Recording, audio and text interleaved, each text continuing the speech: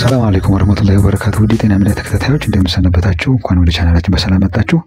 በዛሬው ጤና መረጃ ይዤ የመጣሁት አዲስ ነገር እንዴት አድርገን ቦርጭን ያለምንም አካላዊ እንቅስቃሴ በቤታችን በአንድ ወር ውስጥ በቀላሉ ማጥፋት ይቻላል የሚል ነው። በዋናነት ቦርጭ የሚፈጠርባቸው ምክንያቶች ወይም መንስኤዎች በሁለት መልኩ ነው ከፍለን የምናያቸው። የመጀመሪያውና ዋናው በሆርሞን መዛባት ምክንያት ነው። ይሄ በብዛት እንግዲህ በሴቶች ላይ የሚከሰት ነው። ለማጥፋትም ትንሽ ያስቸግራል። ነገር ግን ዛሬ የምነግራችሁ ዘዴ በጣም ፈጣን ለውጥ ያመጣል ተብሎ ይታሰባል። ሁለተኛው ደግሞ ከፍተኛ ካሎሪ ያላቸው ምግቦች አብዝቶ መመገብ ነው። ይህ ችግር በብዛት በወንዶች ላይ ቢበዛም ሴቶች ላይም ግን አለ ማለት ነው። ነገር ግን ይሄኛው ትንሽ አይከብድም፣ በቀላሉ ለማጥፋት ይቻላል ማለት ነው። በዛሬው ቪዲዮ በተለይ በእነዚህ ሁለት የቦርጭ መነሻዎች ላይ እንዴት እንደሚከሰቱ መንስኤያቸውን በቀላሉ አስረዳችኋለሁ። እንዲሁም ደግሞ ምን አይነት አመጋገብ መከተል አለብን፣ ውጤቱን ለማፋጠን ደግሞ ምን አይነት ሳይንሳዊ የሆኑ ውጤታማ መንገዶች አሉ የሚለው ነግራችኋለሁ። እንዲሁም ደግሞ በቤታችን በቀላሉ በሚገኙ ግብአቶች የሚዘጋጅ የቦርጭ ማጥፊያ ውህድ አዘገጃጀቱን ወይም ደግሞ አጠቃቀሙንም ጨምሬ ነግራችኋለሁ። ስለዚህ መረጃውን እስከ መጨረሻው ለማየት ሞክሩ። ለብዙ ሰዎች ደግሞ ስለሚጠቅም ይሄ ነገር ሼር ላይክ ማድረጋችሁ እንዳትረሱ ማለት ነው። እንግዲህ የመጀመሪያው በሆርሞን መዛባት ምክንያት በተለይ በሴቶች ላይ ማለት ነው እና በጣም አስቸጋሪ የሚባለው የኤስትሮጅን ሆርሞን ሲበዛ ነው ማለት ነው። ኤስትሮጅን ሆርሞን እንግዲህ ሴቶች ላይ በተለይ የእርግዝና መከላከያ አብዝተው ለረጅም ወራት ለረጅም ዓመታት ሊሆን ይችላል የሚወስዱ ሴቶች ኤስትሮጅን ሆርሞናቸው ይጨምራል ማለት ነው፣ ይዛባል፣ ከመጠን በላይ ይሆናል። ያ ደግሞ ሰውነታቸው ላይ ቦርጭ እንዲጠራቀም ሊያደርግ ይችላል ማለት ነው። ይሄ አንዱ መንስኤ ነው በዋናነት ማለት ነው። ለዛ ነው አስቸጋሪ የሚያደርገው። ሁለተኛው ደግሞ በአንዳንድ ምግቦች አሉ የኤስትሮጅን ሆርሞን የሚጨምሩ ማለት ነው። በተለይ ኤስትሮጀኒክ ፉድ የምንላቸው ለምሳሌ እንደ አኩሪ አተር ሊሆን ይችላል፣ ተልባ ሊሆን ይችላል፣ የወተት ውጤቶች በተለይ የላም ወተት ማለት ነው፣ የስጋ ውጤቶችን አብዝተው የሚወስዱ ሰዎች ሊሆኑ ይችላሉ። እነዚህ ምግቦች ኤስትሮጀኒክ ናቸው። የኤስትሮጅን ሆርሞናችንን ከፍ እንዲል ያደርጋሉና ካልተመጣጠኑ ወይም ካውንተር ባላንስ ካልተደረጉ ሊጨምሩብን ይችላሉ። ሌላኛው የታሸጉና የተቀነባበሩ ወይም ደግሞ ጄኔቲካሊ ሞዲፋይድ ፉድ የሆኑ መጠጦችም ሊሆኑ ይችላሉ ምግቦች በተለይ ሴቶች ተፈጥሯዊ የሆነ ነገር ካልተመገባቸው እነዚህ ነገሮች ኤስትሮጀኒክ ናቸው። ኤስትሮጅን ሆርሞንን የመጨመር በፕላስቲክ እቃዎች መመገብ መጠጣትም እንደዚህ አይነት ነገሮች እንደሚያመጡ ከዚህ በፊት ነግራችኋለሁ። ሌላኛው የሆድ ድርቀት ነው የኤስትሮጅን ሆርሞን እንዲጨምር የሚያደርገው። ሆድ ድርቀት ካለብን ምንድነው የጉበት መመረዝ ያመጣል ማለት ነው ሆድ ድርቀት ሲኖርብን። ምክንያቱም ቆሻሻ እየተወገደ አይደለም፣ ጉበታችን ይመረዛል። ጉበታችን ከተመረዘ ደግሞ ኤክሰስ የሆነ ከመጠን በላይ የሆነ ኤስትሮጅን ሆርሞን ከደማችን ማስወገድ አይችልም ማለት ነው። ስለዚህ የሆድ ድርቀት ጉዳቱ ለጉበትም ነው። ጉበታችን ከተጎዳ ኤስትሮጅን ሆርሞን ይጨምራል ማለት ነው። የዚህ አይነት ቦርጭ ያላቸው ሴቶች እንግዲህ በብዛት የታፋ ቦርጭ፣ የዳሌ ላይ እግር አካባቢ ላይ የጎን ቦርጭ ይኖራቸዋል ማለት ነው። ወይም ደግሞ ፒር ሼፕ አይነት ቅርጽ ይኖራቸዋል ማለት ነው። ስለዚህ እንደዚህ አይነት ቅርጽ ካላቸው የኤስትሮጅን ሆርሞን መጨመር ነው። እንግዲህ እንደዚህ አይነት የኤስትሮጅን ሆርሞን እንደዚህ አይነት የነገርኳችሁ ምልክቶች ካሉባችሁ ኤስትሮጅን ሆርሞናችሁን በላብራቶሪ ቼክ አድርጎ በተለይ የአመጋገባችንን ጤናማ ስቦችን ኤስትሮጀኒክ ያልሆኑ ምግቦችን መቀነስ፣ ኤስትሮጀኒክ የሆኑትን እያስወገድን በተለይ ጣፋጭና ስኳር የበዛባቸው የታሸጉ ምግቦችን በመቀነስ ጾም በመጾም በተለይ ለ16 ሰዓት ለ18 ሰዓት በመጾም ከዚህ በፊት ማስረድቻችኋለሁ። እንዲሁም ደግሞ አልፎ አልፎ ደግሞ አሁን የሚነግራችሁን ውህድ ዛሬ የሚነግራችሁን ውህድ በመጠጣት በቀላሉ ይህንን ቦርጭ ማጥፋት ትችላላችሁ ማለት ነው። ሌላኛው የዝቅተኛ የታይሮይድ ሆርሞን ሲኖርባችሁ ነው። ዝቅተኛ የታይሮይድ ሆርሞን ሃይፖታይሮይዲዝም የምንለው በተለይ የበቂ አዮዲን የገበታ ጨው ማትወስዱ ከሆነ የእንቅርት ሆርሞናችሁ መመረት አይችልም ማለት ነው። በተለይ እነዚህ T4T3 የምንላቸው ማለት ነው። ሌላኛው ደግሞ የሆድ ድርቀት ካለን ነው። ቅድም ላይ እንደነገርኳችሁ ነው።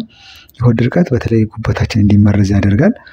እንደሚታወቀው 80% የሚሆነው የታይሮይድ ሆርሞኖች የሚመረቱት ጉበት ላይ ነው። ስለዚህ ጉበታችን ላይ ችግር ካለ ደግሞ ኢንቶክሲኬትድ ከሆነ ከተመረዘ ማምረት አይችልም፣ ሃይፖታይሮይዲዝም ይከሰታል ማለት ነው።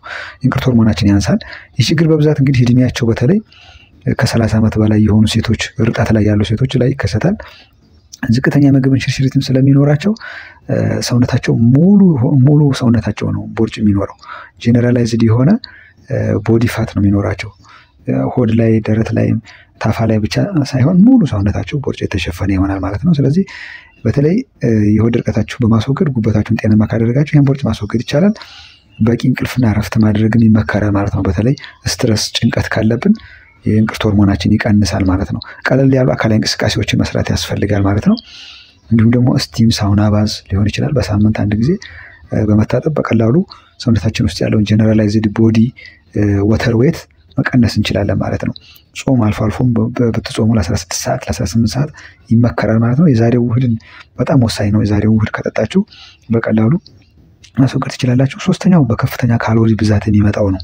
ይህንኛው ወደ ሰውነታችን የሚገባው የኢነርጂ የጉልበት ብዛት ከምናወጣው ሲበዛ ነው። በብዛት እንግዲህ እነዚህ ወንዶች ላይ ነው በብዛት የሚከሰተው፣ ሴቶች ላይም ግን አለ። እነዚህ ኢነርጂ ኮንሰምፕሽኑ ከኤክስፔንዲቸሩ ሲበልጥ ከፍተኛ ስኳርና ጣፋጭ የበዛባቸው ምግቦች ሊሆኑ ይችላሉ፣ መጠጦች ሊሆኑ ይችላሉ። እነዚህ ኢነርጂ ድሪንክ የምንላቸው እነዚህን አብስተን ስንወስድ በተለይ የደም ስኳራችን በጣም ሲጨምር የኢንሱሊን ሆርሞን ቀጥታ ወደ ሰውነታችን ከደማችን አስወጥቶ ወደ ተለያዩ ሰውነት ክፍሎች በቦርጭ መልክ ነው የሚያስቀምጠው ማለት ነው። በተለይ አካላዊ እንቅስቃሴ የማያደርጉ ከሆነ በአልኮል መጠጥ በብዛት የሚወስዱ ወንዶች ሊሆኑ ይችላሉ። እነዚህ የጉበት ስብ በብዛት ዴቨሎፕ ያደርጋሉ። የጉበት ስብ አንዱ ምልክት ደግሞ በተለይ የሆድ ቦርጭ፣ እንደ ኳስ የተነፋ የሆድ ቦርጭ፣ የጎን ቦርጭ ሊኖራቸው ይችላል ማለት ነው። የደንደስ ላይ ቦርጭ ሊሆን ይችላል።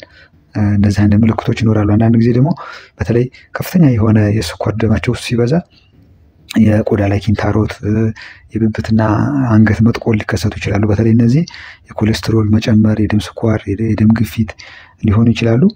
ለተለያዩ በሽታዎች ሜታቦሊክ ለሆኑ በሽታዎች ይጋለጣሉ ማለት ነው። ስለዚህ አደገኛ ነው። ነገር ግን ይህንን ለማስወገድ በጣም ቀላል ነው። በተለይ ጥረት ከተደረገ በቀላሉ በፍጥነት ማጥፋት ትችላላችሁ ይህንኛውን ቦርጭ አይነት ማለት። በተለይ ስኳርና ጣፋጭ ምግቦችን ከቀነሳችሁ ወደ 20% በታች ከቀነሳችሁ፣ ጾም ከጾማችሁ በተለይ ኢንተርሚተንት ፋስቲንግ አልፎ አልፋችሁ ከጾማችሁ 16 ሰዓት 18 ሰዓት ኦማድ የሚባል በቀን አንድ ጊዜ በመመገብ ማለት ነው።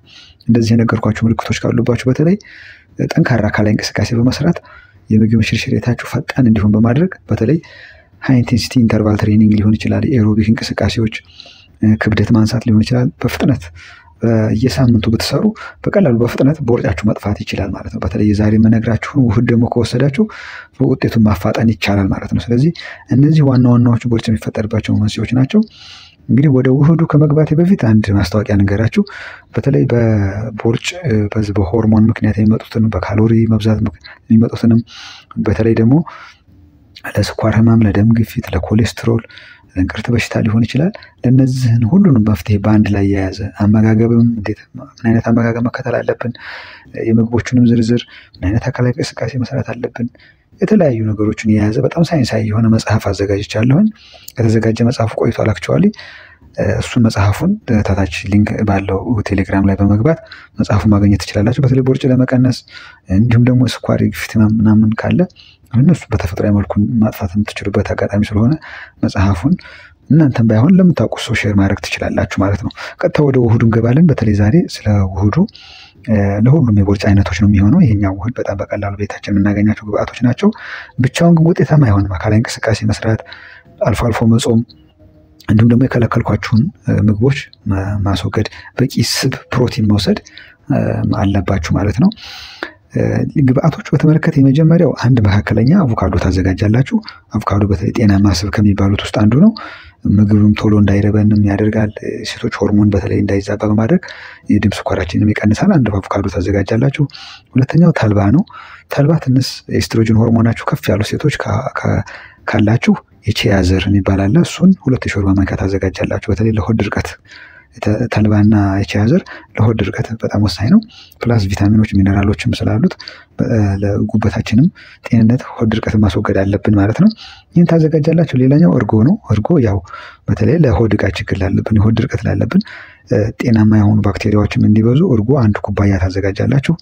ሌላኛው ዝንጅብል ነው። ዝንጅብል ጥቅሙ ምንድነው? በተለይ የጉበታችንን፣ የአንጀታችን፣ የጨጓራችን ኢንዛይሞች አክቲቬት እንዲሆኑ የምግብ ሽርሽሪታችን እንዲጨምር በማድረግ በጣም ወሳኝ ነውና ዝንጅብል 2 የሻይ ማንኪያ የሚሆን ዱቄቱን ወይም 2 ፍሬ ማለት ነው ዝንጅብል ታዘጋጃላችሁ ፈጭታችሁ።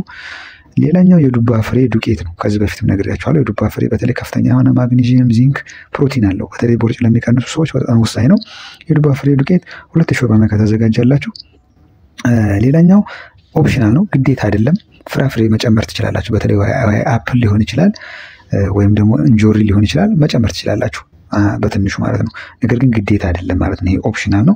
እነዚህን እንግዲህ በአትክልት መፍጫ አንድ ላይ በመቀላቀል ስሙዚ ወይም ደግሞ ጁስ ነገር እንፈጥራለን ማለት ነው። ይሄን እንግዲህ በተለይ ጾም ስንጾም ማታ ላይ ቀደም ብለን 11 ሰዓት 12 ሰዓት ላይ በመጠጣት በቀላሉ አዳራችን ምንም አይነት ምግብ አያስፈልገንም ለረጅም ሰዓት መቆየት እንችላለን።